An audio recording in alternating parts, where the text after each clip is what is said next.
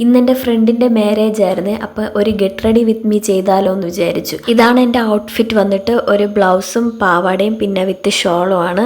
അപ്പോൾ ഞാൻ ഡ്രസ്സ് ഇട്ടിട്ട് വന്നു. ഇനി ജസ്റ്റ് ഒന്ന് തല കെട്ടാൻ വേണ്ടി ഞാൻ വകുപ്പെടുത്ത് ഇടുകയാണ്.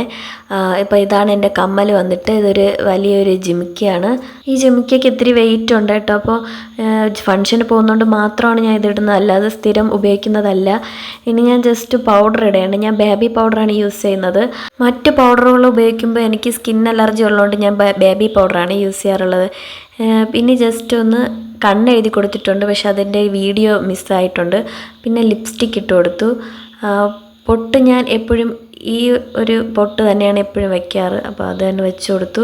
ഇനി ജസ്റ്റ് ഞാൻ തല കെട്ടുന്നത് ഫ്രീ ആയിട്ടൊന്ന് കൈകൊണ്ട് തന്നെ മുടി എടുത്തിട്ട് ക്ലിപ്പ് ചെയ്ത് കൊടുക്കുകയാണ് ബാക്കിൽ.